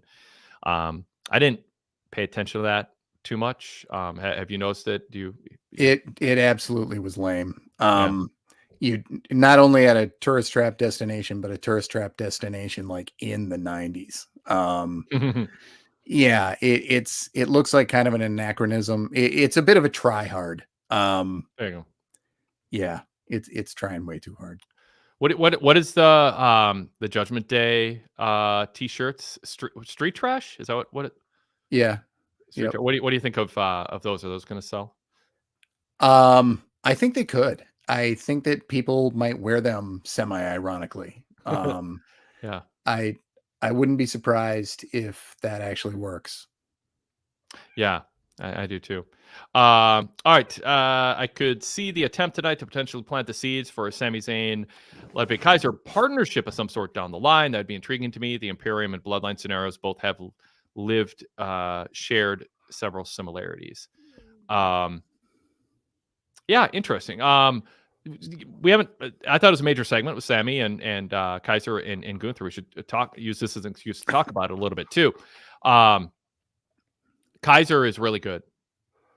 He's really good on the mic. He's really good in the ring. I thought he contemplated just enough to plant the seed of hope in fans that maybe he won't be a lackey for Gunther, and he doesn't need to be, but he still is. Obviously, he teased not, and we got the swerve, and then he attacked Sami. But I don't know when Gunther said, "Do you have anything to say to me?" If Gunther knew what answer he was going to get. What do you think, character-wise, Kelly? Yeah, I'm really digging what Kaiser is doing here. I saw a tweet that was pretty funny that Sami this year in the last year or so, has tried to break up the bloodline. He tried to break up American Alpha, and now he's trying to break up what's left of Imperium. That he is definitely that he's a homewrecker of a character, even though he's a baby face. Yeah. I like this segment in general. Sami trying not to resort to the basest part of his personality just to get a championship match, but knowing that he's earned it and knowing that he's got to go far if he's going to try to get it. I also knew, despite the tease, that it seemed pretty obvious that this was not Kaiser's time to leave Gunther. But I hope there does come a time, and I hope that his ship comes in and that he's not seen as too much of a spare part, because he really is very, very good at every aspect of pro wrestling. I like that a lot. Yeah. I like this segment in general, and it's not a who's next, but a how's next. We know they're going to book this match, but I'm really interested to see how Sami finally gets there. I think what it should be is Adam Pearce tells Gunther, "You're the champion. I'm the GM. You don't decide who you defend against. I do." Anytime a champion picks their opponent or who they do or don't want to wrestle, that is freedom granted to them by their boss. And I mean, I'd like to see Adam Pearce stand up and say that. I want WWE to establish in their narrative structure, champions have some what's the word I'm looking for? Power's so generic. Agency is maybe agency and who they wrestle and who they don't. But it's limited, and if you take it too far, then a authority figure will step in. I mean, if we're going to talk about loose ends, I'd like to have there be, I always say I'd love for WWE.com to publish the actual rule book, like an actual rule book that referees follow. I'd love that. I think fans would eat it up, and it would AEW could really use it, and it would force you to play within a certain structure so that when the structure is broken, it feels special. There's what fun is it to throw spitballs or shoot spitballs at your classmates if the teacher is watching and doesn't care? That's a lot less fun. It's about getting away with something that's fun. So you got to have that structure in place. So when there's a no rules match or cheating, or a babyface outsmarts the heel after they're cheating, there should be some satisfaction in it that you're getting away with something. And so when a heel is saying, I don't want to wrestle you, it's kind of fun to know in the back of your mind, hey, the GM actually can step in and do his part. So maybe that's how we get there. I don't know how else. I mean, I don't think is there something Sammy could say that would irritate Gunther enough to go, yes, you can have the match? I mean, that's sort of a trope, and I don't know that Gunther fits that trope. Yeah, I was just going to say the same thing. He doesn't seem like the kind of guy who it's easy to get under the skin of. So yeah, maybe this is a time where Adam Pearce steps in. I think I too would dig seeing a kind of rule book, and I assume they don't even think about that because they don't want to paint themselves into a corner. But you can rewrite it anytime you want. So I think you can do that anytime, and if it's there, that even I think gives you more to go on when you're going on a match that breaks certain rules, where it really feels like you're getting something special because it's against what is established in the rule book. Exactly. Yes. All right, cool. Let's go to JB's final point here. Let me scroll back down.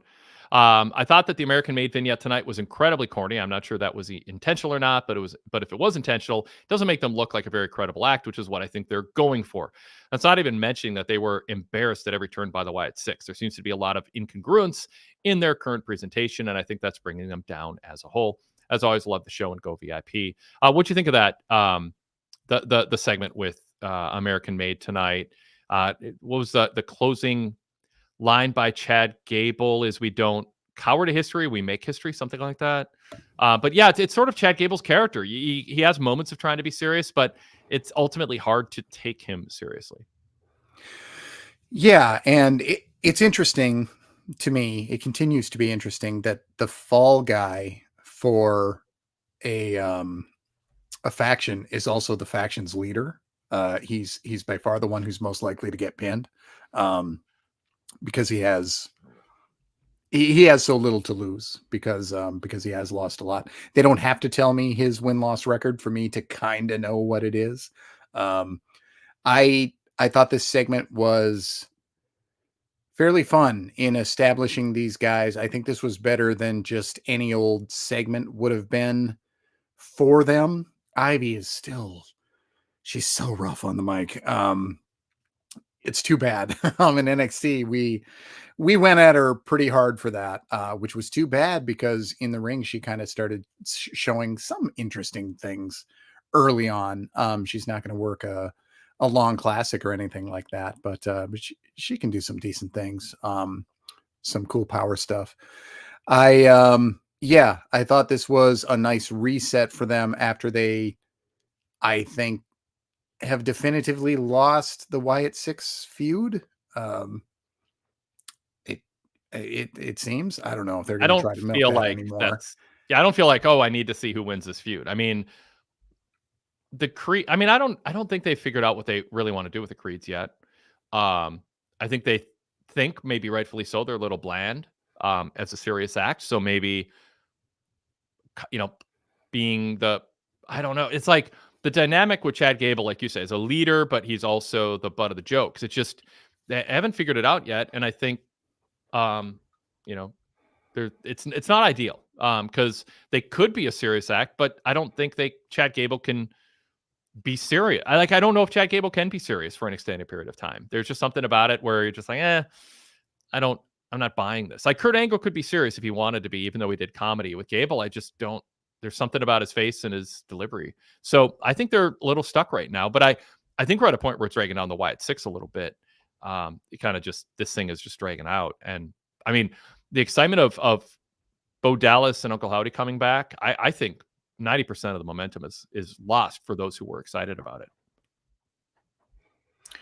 Yeah, I thought it was okay to have them off for a week, every member, other than just the one segment, but which went to a new QR code that had a bunch of weird ramblings on it. Some LSD soaked poetry, more of that stuff. So it was a decent enough use of them. I thought you don't want to overexpose them either, I don't think. But as far as American Made, I think that they slot in very, very similarly to where American Alpha does, and I don't know if that's what they wanted. And I feel like, I mean, I saw the Creed brothers just making mincemeat of locals week after week, and I thought I could watch these guys squash jobbers every week of my life. And now I want to have that feeling for them back, and have them do something serious. And like you, I don't know if they can do that with Chad Gable lurking over them. I love Gable, but I think that he wants to be silly, and that's fine because I want him to be silly too. Yeah. All right, let's bring a video caller in. Danny is giving us a call, or actually just an audio caller. Danny, welcome. What's on your mind? How's it going, Wade? Can you guys hear me all right? Yeah, we sure can. And Kelly. I've never talked to Kelly before. Good to meet you, Danny. All right. So first things first, Wade, congratulations to the Vikings beating my 49ers on Sunday. That was cool. I was going to bring that up to Kelly if the show didn't run too long. That was a fun game that got a little more dramatic than it needed to be after the fumble at the 1 yard line or 3 yard line, whatever it was. But fun game. And I was reading Star Tribune today, and Patrick Royce was right so far that people were underestimating this team, and good riddance Kirk Cousins, because I was texting Jason Paul earlier and he's saying, hey, with Cousins' salary still on the books, that we won't have the defense we have. So, Sam Darnold is outplaying Kirk Cousins right now easily. And even a healthy Kirk Cousins, I don't think would have made that throw to Justin Jefferson. Kelly, what do you think? And they're 0-2. Danny, I don't know if you know, but I live like a mile from Wade, so my Vikings too. So, I both live 5 miles from the Viking headquarters. I actually, if I could just jump in, like I always assumed that everybody on the PWTorch staff, besides Rich Fan and Todd Martin, live within like 1 mile of Wade. No, it seems like everybody's in Minnesota. Just us. It seems like everybody's in Minnesota or. Joel Donnell. Joel Donnell is. Eric Crow, Chicago. I'm just trying to think of people who are nearby. Who's your friend for years and years and years that always gives you guff? Eric Kroll. Eric Kroll, yeah. Yeah, he's a Chicago guy. Yeah, I give him guff. Well, he gives me guff, I guess. We give each other. I don't know. From what I've heard, it's. But also, and Jason Paul, obviously, but he's over at ProTeam.net. But obviously, we've been doing the flagship forever. Right. Yeah, I'm sure that actually now I think everybody knows up within a mile, Kelly. Yeah, there you go. Running through the names. I wasn't wrong. Andrew Socek has lived here, but he's also been in South Dakota, and I don't. So yeah, I mean, you got to remember that I'm in Miami, so anybody north of like Atlanta lives in the same place, you know. Yeah. But yeah, also Sam Darnold, former 49er. Yeah. So you're welcome. Anyway. No, seriously, thank you. I like it. Kelly, you happy with Sam? I mean, it's the best situation he's ever been in terms of who he's throwing to. So seems like so far so good. I'm for re-signing him already. Let's sign him to a 3-year extension at a bargain price. I don't. Whoa. JJ, who's the other JJ? I don't. I mean, I was Jordan Addison. Yeah. Mm-hmm. So let me get to No, our first round the- draft pick. That's what I was thinking of. JJ McCarthy. Yeah, JJ McCarthy. Like who? Oh, JJ sure, who? sure, sure. That's what Yeah. I'm joking about. Like I don't remember his. We don't need him. Let's trade him. Well, Anyway, anyway, talk to me in 2 more weeks. We'll see. yeah, exactly. And talk to me in 2 more weeks about the Niners, depending on what happens if and when McCaffrey comes back. But anyway, another quick hitter, and I hate to always be the guy who calls in late in the show about production things in WWE, but I will be that guy again tonight. As somebody who's a football fan, as we just discussed, I did not watch any of Raw. So I may be the first caller that's ever called in or videoed in who did not watch Raw, except for the part before the game started and during halftime. And it was incredible to me. And I'm sure that even in like the Vince era, WWE did this well. But tonight was impeccable in terms of they start the show with the CM Punk promo. It ends within a minute is the kickoff of Monday Night Football. Then it's halftime. I flip over and it's the exact beginning of the Bronson Reed promo or video package. And then the Braun Strowman and Bronson Reed match / angle, whatever you want to call it. And the moment that ends, I flip over again and it's Joe and Troy literally introducing the third quarter. And it was like just such perfect timing. Wow. And such attention to detail of like how we're going to maximize the audience when the other audience that we've been fighting for 25 years, 30, however long it's been, is going to have something else to watch. So I just wanted to call in and point that out because to me, like, I mean, I've been watching Raw for many years and watching Monday Night Football for many more years than that. And tonight it was just like almost spooky how literally the moment I flipped over, it went from one thing to the other, almost as if it was timed perfect. Somebody was timing that perfectly. So just wanted to bring that up. Interesting. Yeah. Yeah. I mean, I'm surprised they can pull that off because how meticulous they are in the pacing and cadence and everything that they do to even be able to do that intentionally. It's not like they just throw a match out there and it feels open-ended. I mean, this feels like a show that's preordained almost to the minute to structurally land where it does already. Kelly. Oh, good. Yeah, Danny. I don't know. I was just going to say, like, you're exactly right. Like that was my thought, was that like these weren't like, oh, we're going to have a match happening and then this exact thing during a match, things you can't control. You know what I'm saying? During the telecast, these were things that you could absolutely control. You could start the show with CM Punk, have his promo finish exactly at that time. And then during halftime, have that package and the Braun Strowman and Bronson Reed stuff happen exactly during that time period. And then get out of there, So it was, it just seemed like it seemed like way more intentional than I ever thought it has been in the past, those are exactly what I was thinking, what you just said. Yeah. I mean, good for them. Kelly, you want to comment on that at all? I'd be very interested to see if this was really that precise that it's repeatable. If they're able to do this time after time, or if this comes off being like Dark Side of the Moon and the Wizard of Oz, where you're like, maybe he was just high. But I promise I'm not. you don't sound it, so no.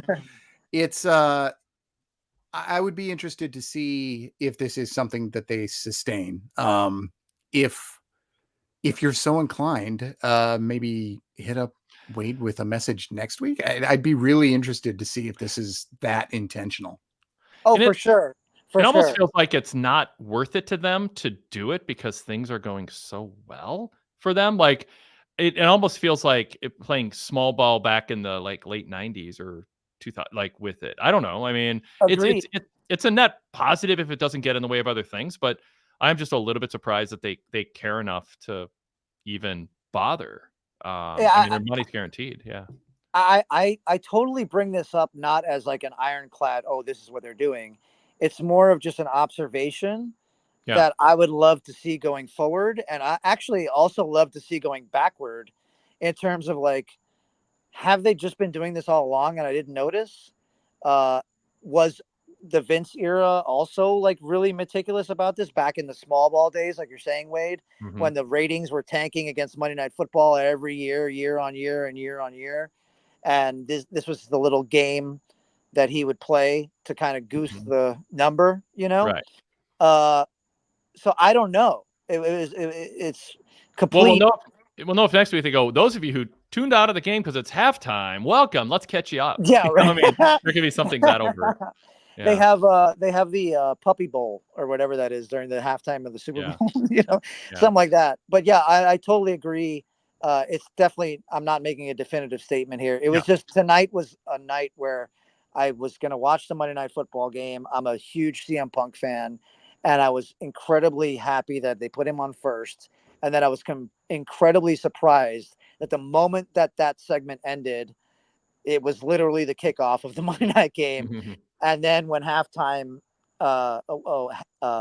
came on, when the second quarter ended, all of a sudden I flip over and it's the Bronson Reed and Braun Strowman thing, almost like clockwork. So I have no idea. Just Might have throwing been it out there. Yeah. We'll And keep we an eye will- out. See if the pattern keeps up. Exactly. I will call in next week to tell you how wrong I was. Thanks, Danny. Good to talk All to you right. again. Have a good night, guys. Yep. Take care. By the way, if you want to be an on-site correspondent, if you attend Raw or Dynamite or SmackDown, wadekellerpodcast at gmail.com. Drop us a line. Let us know. We'll just wrap up here, Kelly. Was there anything else from Raw? I'll throw to you that is in your notes you definitely want to bring up. I don't think we exhaustively covered everything. Belair and Sky had a really good match. Tessa Tor had a good night. I know. I'm scrolling through. It looks like maybe we did.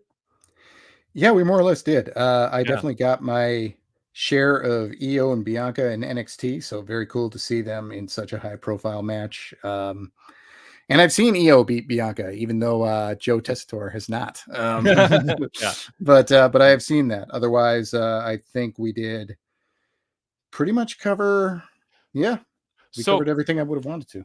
So I'll read a couple just things here, people reacting to us, and we'll sign off of that.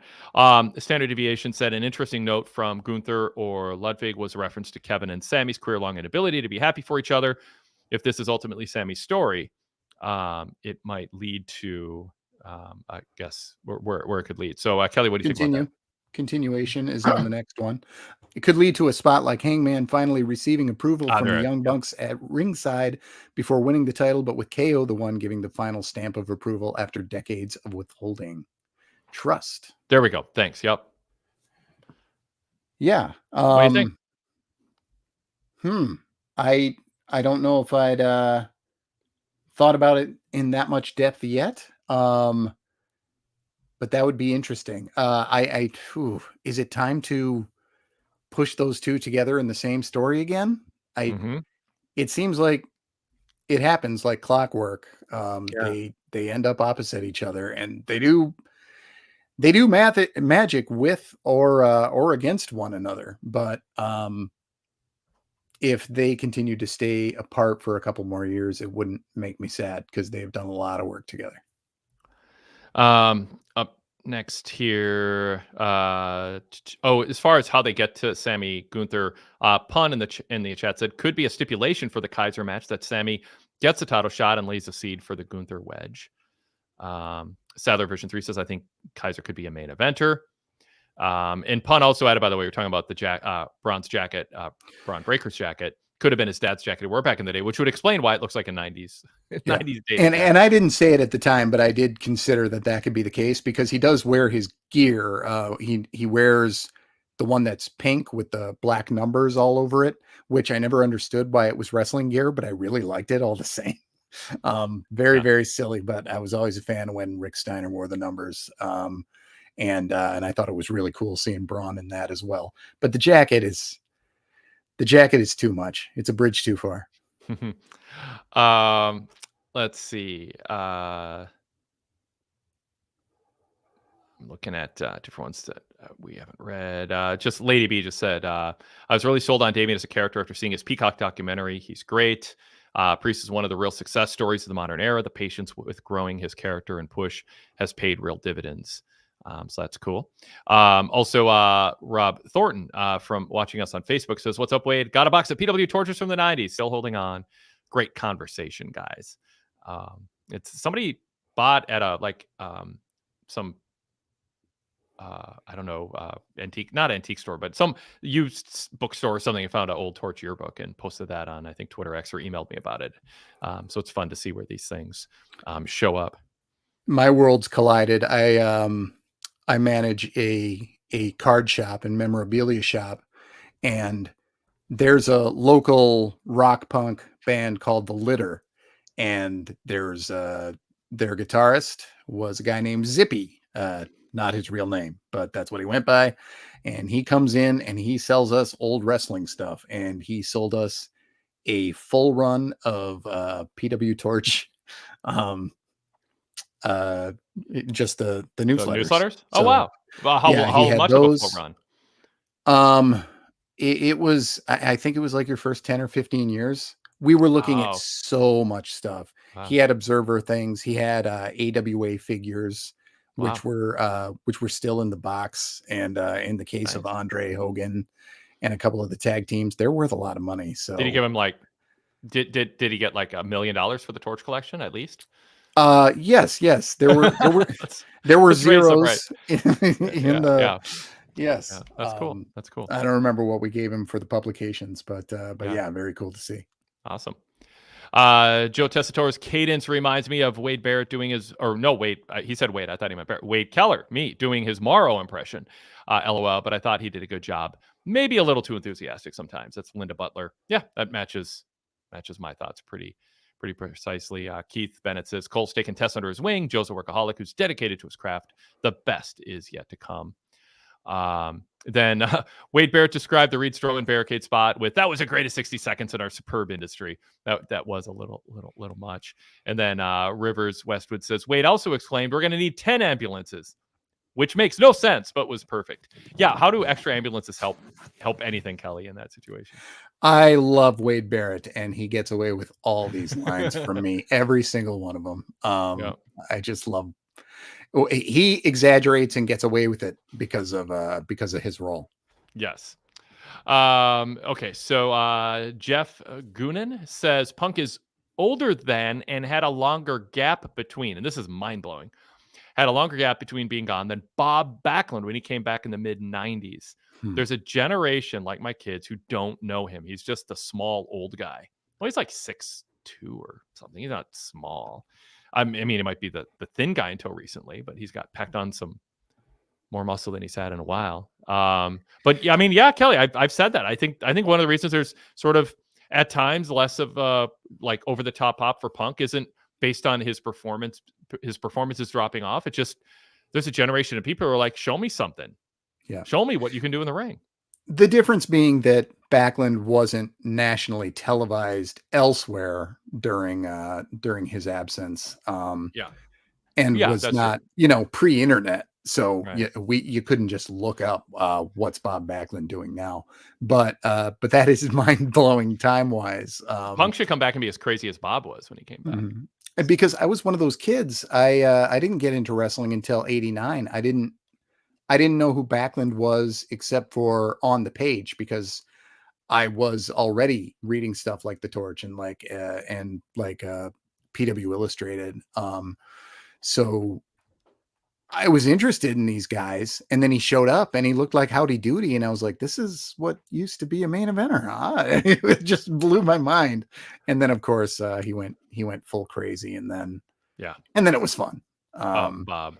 When I interviewed him at the Tragos Pro Wrestling Hall of Fame, we had studio audience or whatever, and talked with him and Iron Sheik, and it was a blast. And then he at one point just I think it was in the midst of the interview. If I'm not, I'm embellishing for entertainment value. I think it's just when we're wrapping up, he just got up, said thanks everybody, waved, and left the room.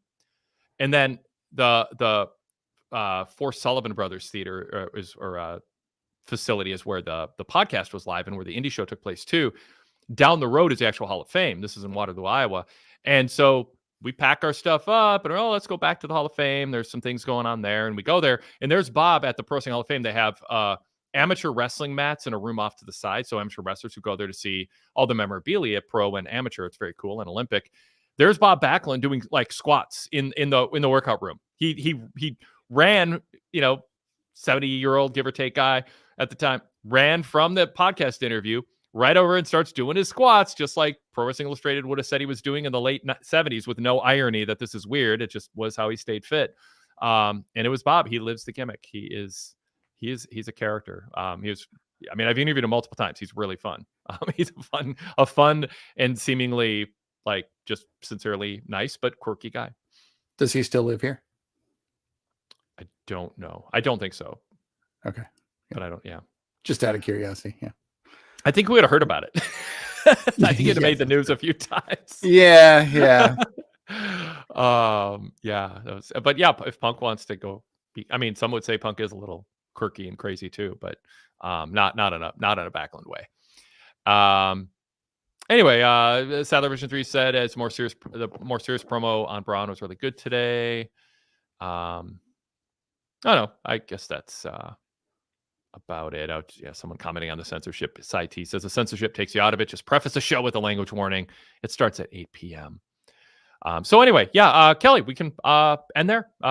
So tomorrow night, you'll probably be on the NXT show here on YouTube. So encourage people to check that out. It live streams shortly after NXT goes off the air. Yes, indeed. We'll talk Trick Williams, and it's a contract signing. There's so many big shows on NXT that there are.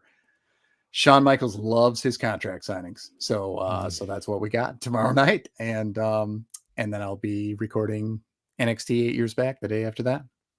I noticed we got one question from Standard Deviation about Punk. So let me sneak this in, even though people have already hit stop because they think we're just doing this long wrap up. Shame on you if you did. You learned your lesson now. What do you guys think of Punk using the word old to describe himself in the promo? What could be a strategy behind using that specific word? Is he just trying to be forthright and honest? I've got the gray hair and the beard, and I'm obviously been around a long time, but I've got a lot of matches left. I mean, if you're honest about saying you're old, and for a pro wrestler, he qualifies as that, not to the Chris Jericho level, but Kelly, what do you think? Advisable or stay away from it? Why hang a lantern on it? I don't mind it, especially with the crow's feet he's got. I mean, he's not hiding his age at all. And the stress of his life so far. Yeah. Right. He's got a lot of lines on him for a mid-40s guy. Yeah, he really looks like he's lived it. And he and I are the same age. And I think if I shaved, we would not look the same age. I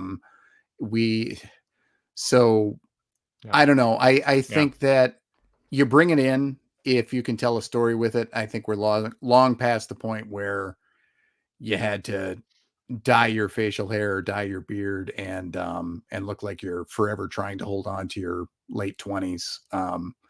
I think that can tell as interesting a story as any. Yeah. And finally, Sadler Version 3 just said, I think Wade Barrett's the best color commentator today. So we'll end on that note of agreement, I think. I think he probably is. I'm 100% with him. Yep. Yeah. Mm-hmm. Yeah. Very good. All right, everybody. If you like what we do and you want to support what we do, go VIP. I'll throw the graphic on the screen as we sign off here. You can try 7 days free on Patreon. And that's at patreon.com/PWTorch VIP. Or go full VIP and check out all the options at pwtorch.com/go VIP. All right, everybody. Thanks for joining us. And